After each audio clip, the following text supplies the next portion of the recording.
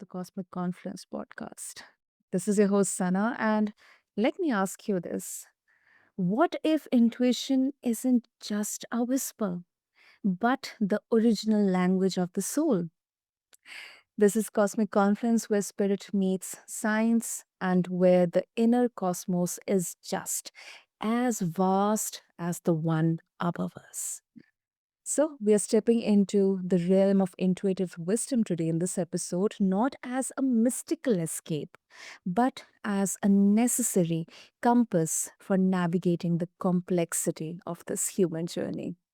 And listeners, our guest is Elizabeth Makepeace. She's a healer, energy guide, and the creator of the Ascendance Code. Her life is marked by miracles, but also by deep integration from near magical synchronicities to surviving a brain tumor with grace and abundance flowing even as she lay in recovery. So let's get to this inspiring and enlightening conversation. So Elizabeth, welcome to the show, and I'm really honored to have you here with us. Oh, it's a pleasure, Sanya, and I'm looking forward to our conversation. Oh, absolutely. Okay, so Elizabeth, we often hear, trust your gut, trust your intuition. But what does that truly mean when you have lived, beyond the matrix? I mean, how do you define intuitive wisdom, especially in contrast to the emotions or the instincts or even our logic? One of the things about intuition is it's truly what we're here to listen to. It's Mm. our soul's whisper to find our divine path and to walk that hero's journey or the heroine's journey. I have had everything from three shooting stars when I was asking if I was on the right path. I was freaking out that I was doing the wrong thing way back. I've been a healer for 27 years. Mhm.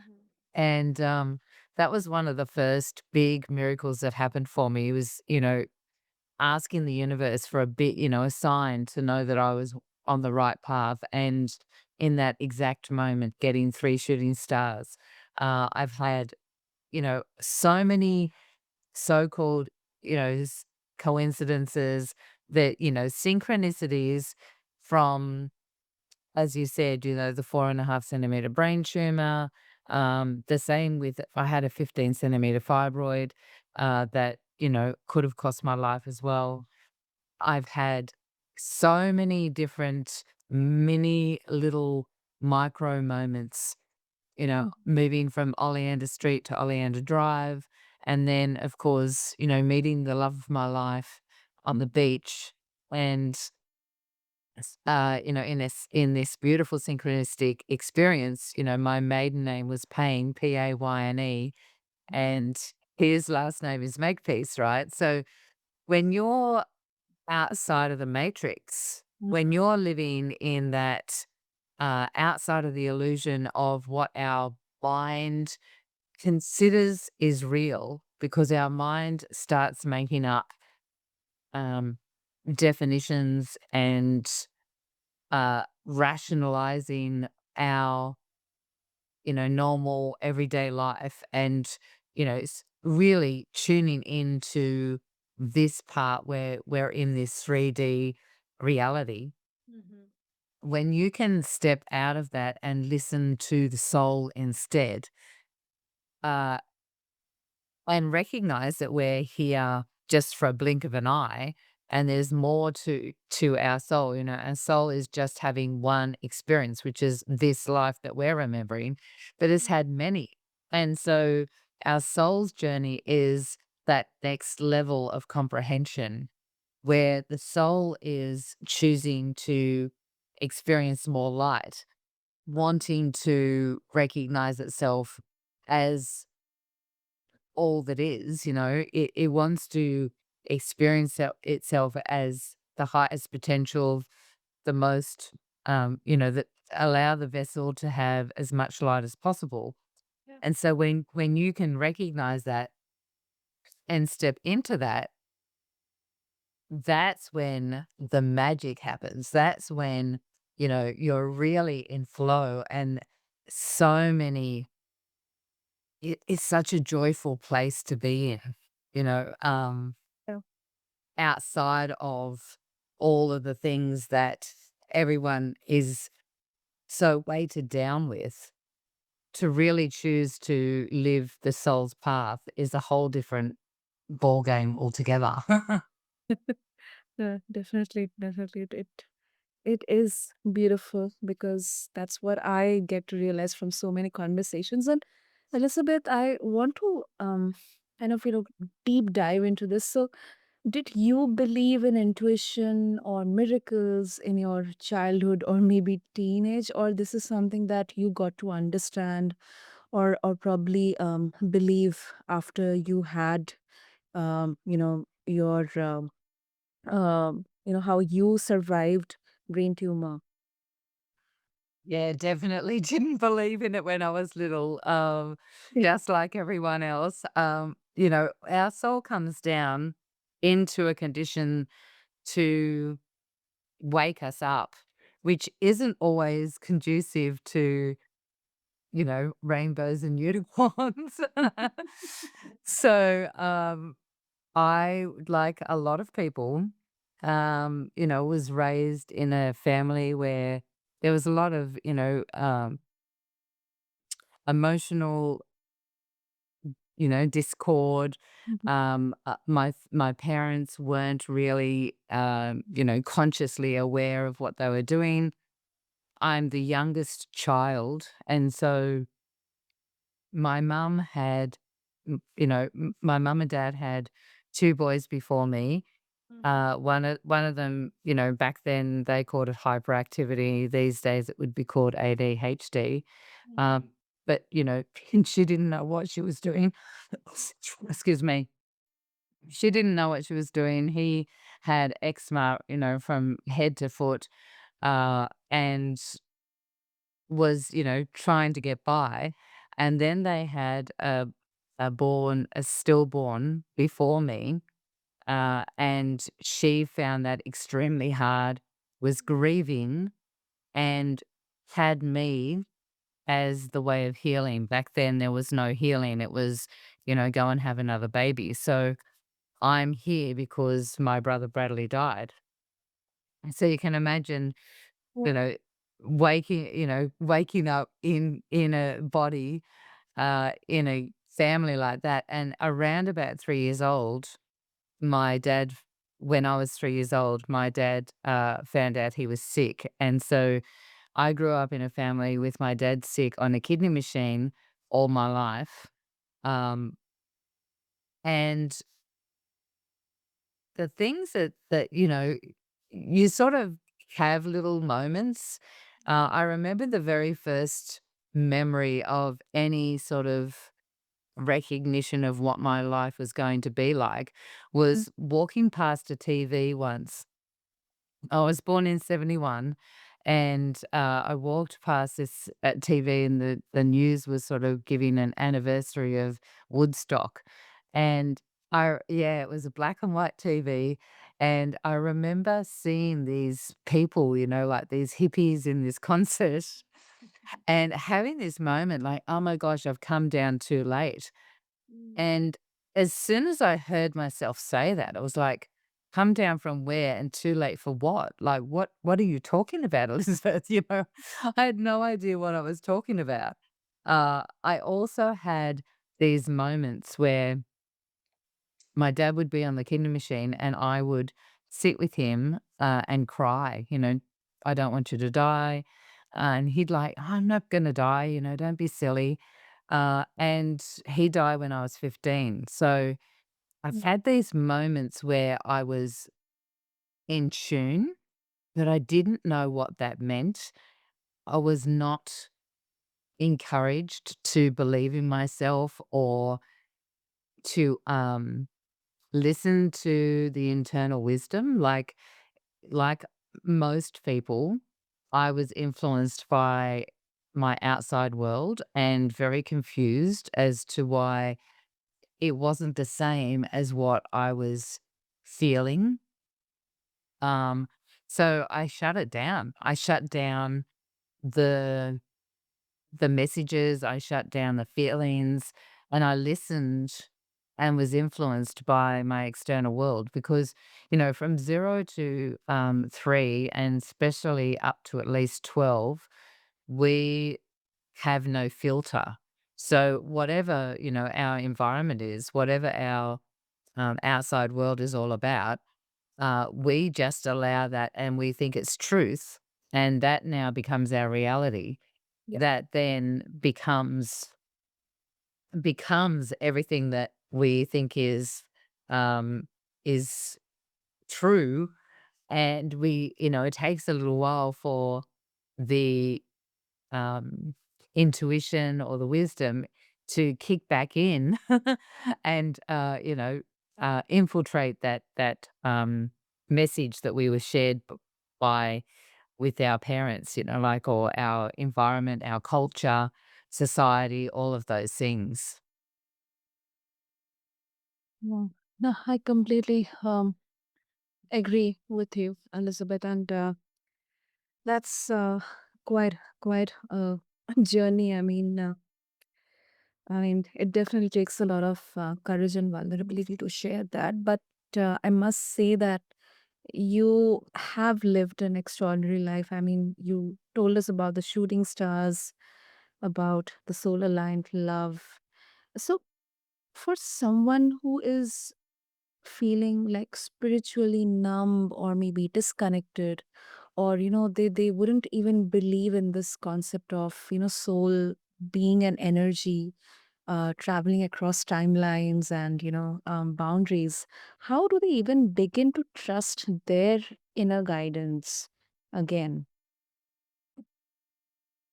Your your inner guidance is continuously there.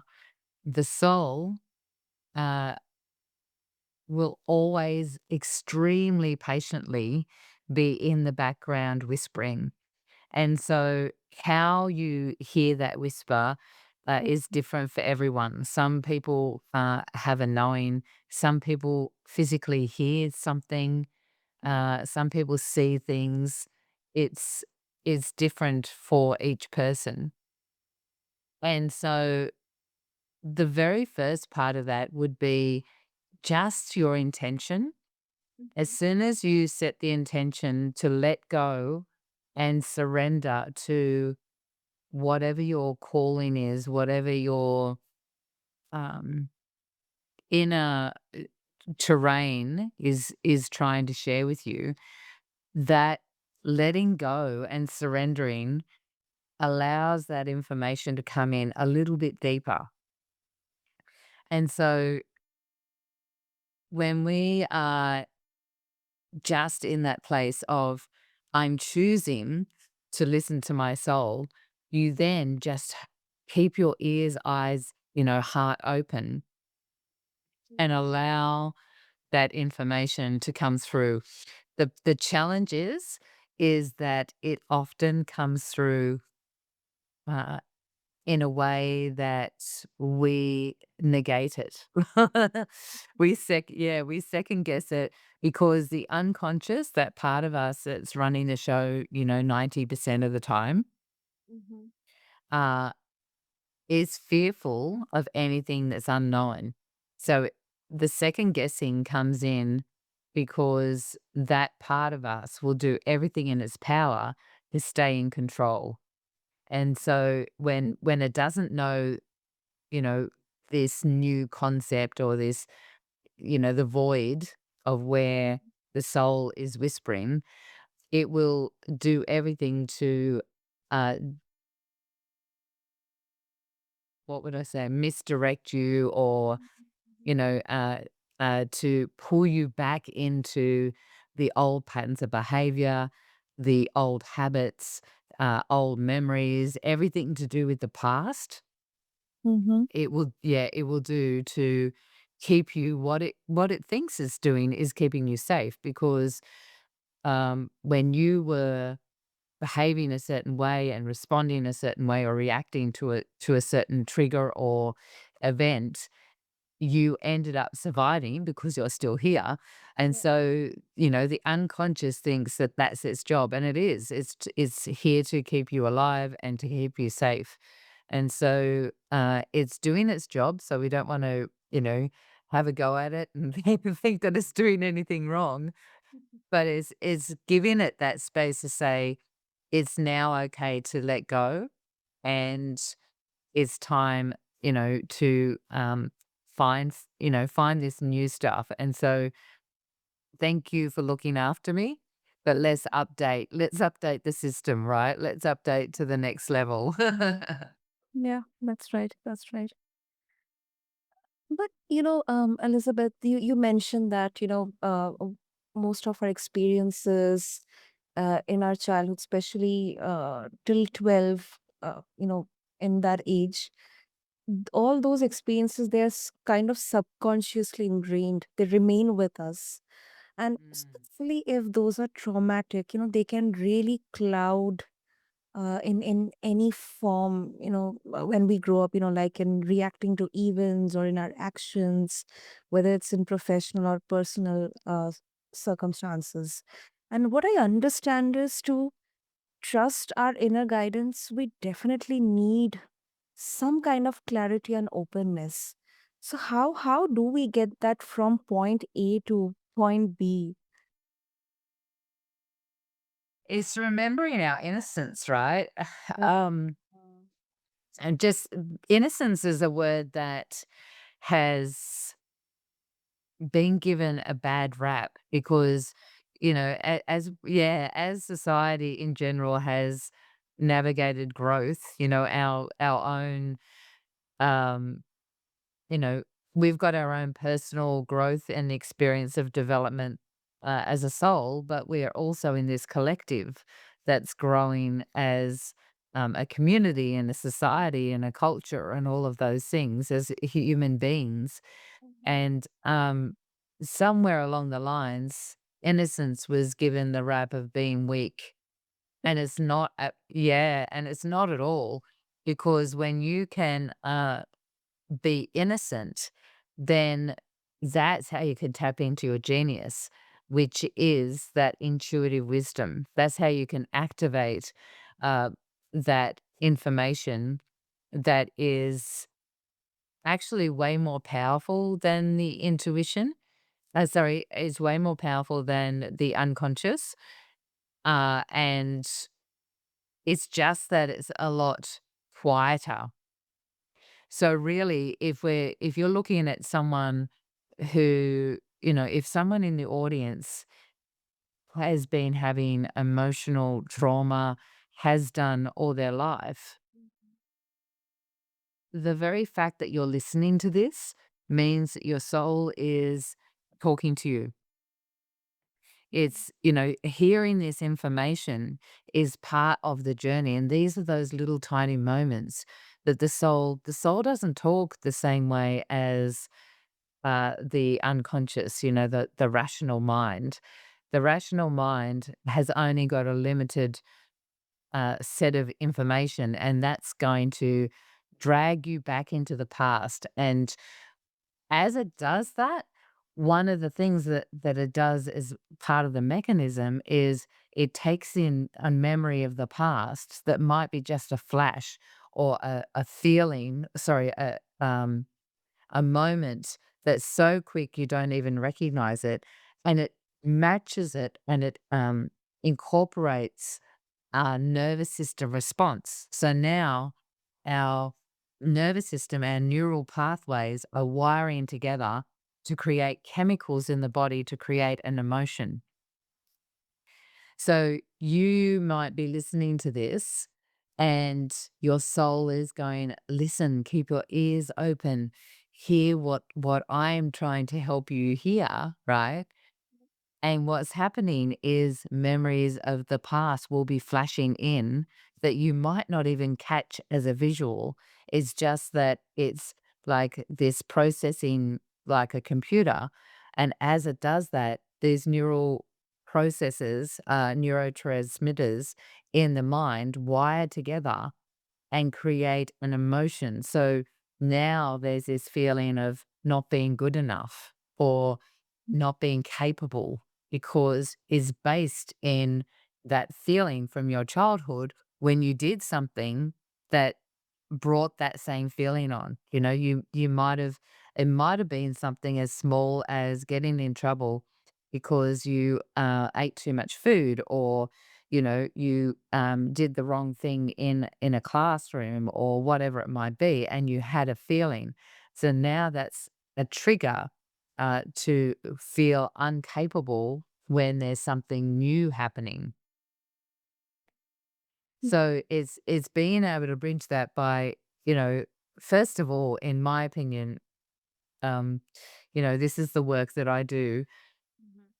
We have got so much weight here holding us down. It's like we're tethered to the ground with all of the past. So, past lives, you know, generational history. We've got our own conditioning from our childhood, you know, potentially multidimensional aspects of ourselves that are having the same sort of or similar experiences somewhere else, different timelines.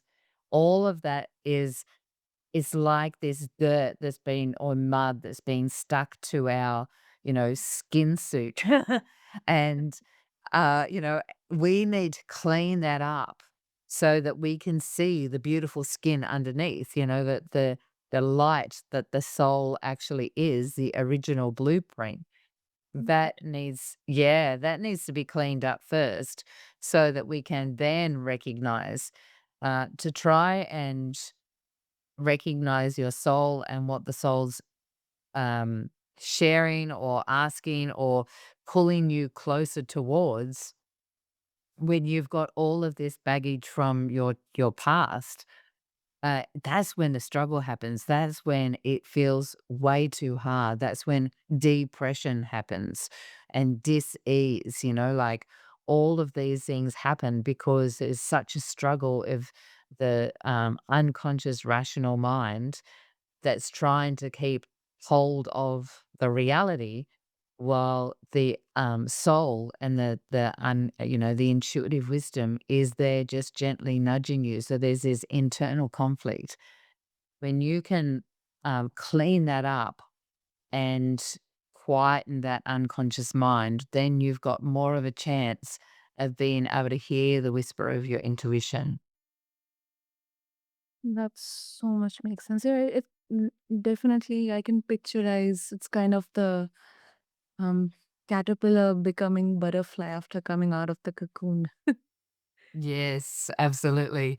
And you know, when you think about it, they've actually got cells. I'm just trying to think what they're called. There's particular cells that are in the DNA that are not active in the caterpillar, but as soon as it gets in the cocoon, what happens is that caterpillar actually turns to mush because of these cells. And that mush activates this DNA that reminds the whole system, the whole um, energy field of the caterpillar that actually it has the ability to become the butterfly. And so in the cocoon, it becomes this liquid so that it can transform into the butterfly. So when you're in the messy middle, when you're in that space of, you know, waking up and so many people are to understanding that they're way more than just this physical body. Right this moment, we have so many um, people waking up because we're moving from, you know, the age of Pisces, which is all about domination and control.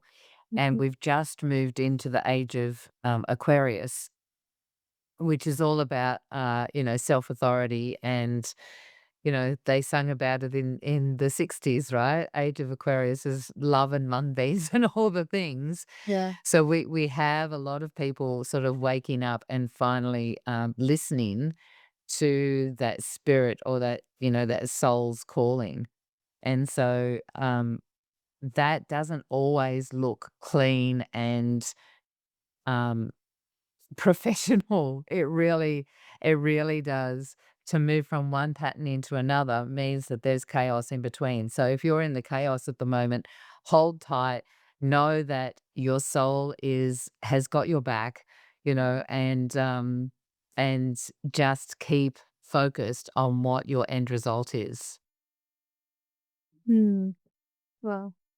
That's beautiful. Beautiful. Really insightful. And um, before we wrap up, so again, our this is naturally, because we tend to be logical, or our brain always tries to be rational. So and that's how we are taught, to measure success by tangible proof, like data, results, or maybe structure.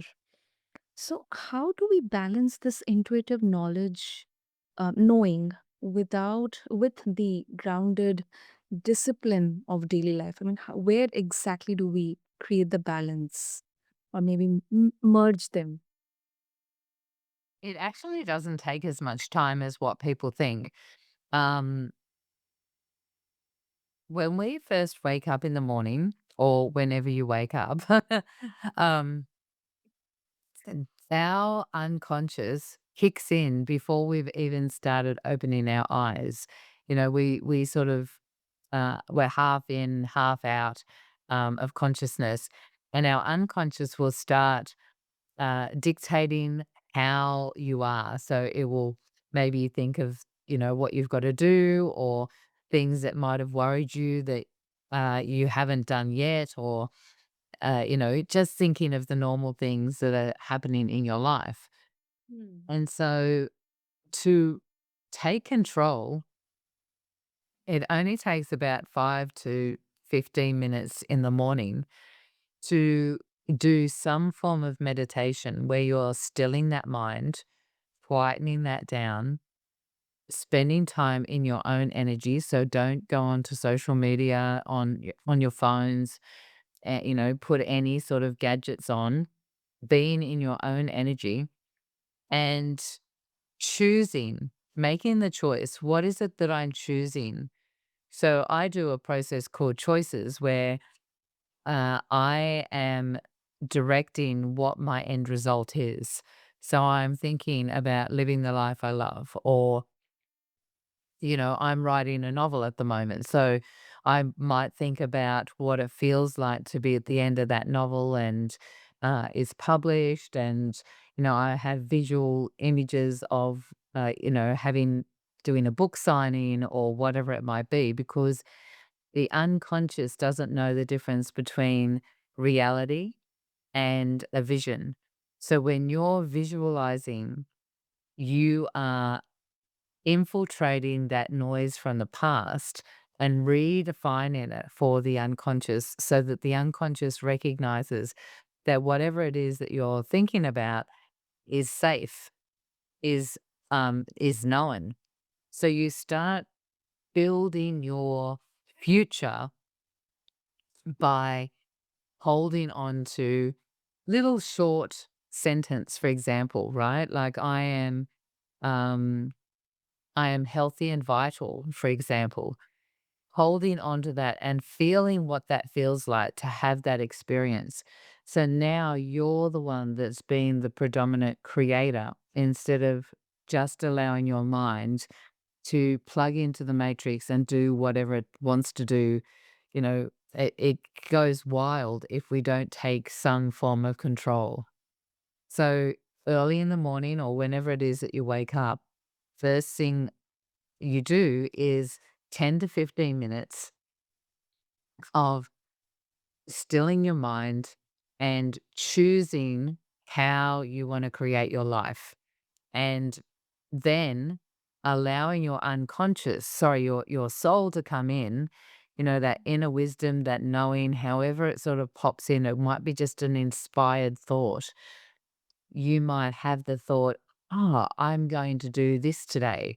And so you get this inspired um action, or information, and then you actually take action on it. Because what happens is, most people have an inspired thought and it just drifts away. They think, "Oh, that's a great idea." And before they know it, it's gone. They've forgotten about it. They haven't taken any action. And that's when the unconscious is still in control. So you've got to take action on whatever that inspired thought was, because that's the soul saying, "Come here. This is what we're doing. This is what you chose to experience down here this time. And this is how you collapse time." Because the more you listen to your soul, the more the particles within this whole cosmos, right? This whole quantum field that we're in start gathering together in the pattern to create those three stars, that, that opportunity to go down the beach. When I met Tim, um, I had been online doing a training, and I was living by myself, and I had this moment like, "Oh, I've gotta, have dinner and just go to bed, I'm exhausted." And I just had this thought, "Maybe I'll just go down the beach because I live, near the marina. Yeah. I'll go down the beach, I'll just get my feet dunked into the ocean, ground a bit, and then I'll have dinner." So it was just this little thought, nothing major, but I Mm. listened to it. And I go down the beach. I was the only one there at the time, I thought, and this guy walks past. And so he, on his side, gets all the way to the end of the beach, and his intuition was saying, "Stop, go back and talk to that woman." Mhm. So he came back through and started talking, and that was, 3.5 years ago. We're just like peas in a pod. We're just so aligned, and as I said, my last name was Makepeace, sorry, Payne, Payne, and I've gone from pain to Makepeace. So, the things that happen when you listen to that inner wisdom and you take action on it Mhm. is extraordinary if you can just let go um, and allow that information to guide you. That is such a beautiful, beautiful conclusion to this conversation. I guess there couldn't be a better reason to explore and trust our intuition, Elizabeth. And I feel that you should definitely name your novel or maybe your biography as, From Pain to Make Peace. Yes, yeah. Beautiful title. Yeah. It would be a great title, wouldn't it? It will be definitely. Wow. So, before we wrap up, if our listeners would like to connect with you, Elizabeth, what will be the best way? I would say to jump onto my website. My name is Elizabeth Elenor. So my middle name, I used to go by just Elizabeth Elenor before I met Tim. Um, so Elizabeth Elenor, but Eleanor is spelled Elenor. So it's a little bit different. Mm. So elizabetheleanor.com. And there's actually, I'd love to gift your listeners the opportunity. There's a 15-minute quick chakra balance meditation for busy people. So you can jump on and grab that. It's a really great way to start moving into that space. If you're someone that has a little bit of trouble meditating without some sort of guidance, I get a lot of great feedback that this is a great way to clean up your energy field through working with your chakras and balancing them. So I just give that. It's on the website, and I'll send you the link so that you can put in the show notes as well. Absolutely. We'll make sure to have all the details and links in the show notes. And wow, this was certainly a magical conversation, Elizabeth. And thank you so much to you for reminding us that we're not broken, we are just becoming. So, intuition isn't about escape, it's about energetic alignment, clarity, and the courage to live with deeper presence. So, thank you so much once again, Elizabeth. Thank you so much, Sonia. It's been a great conversation. Mm. I'm really inspired by your questions and the depth of what you're saying. So I know that your listeners, obviously have got that level of comprehension as well. So thank you for having me on. Thank you so much. Thank you so much. And to all the listeners, thank you so much for being a part of this cosmic journey with us. And if this episode stirred something within you, pause and ask yourself, what is my inner cosmos trying to show me? Until next time, keep listening to the stars, to your soul, and to the confluence where they meet. This is your host, Sana, signing off. Thank you.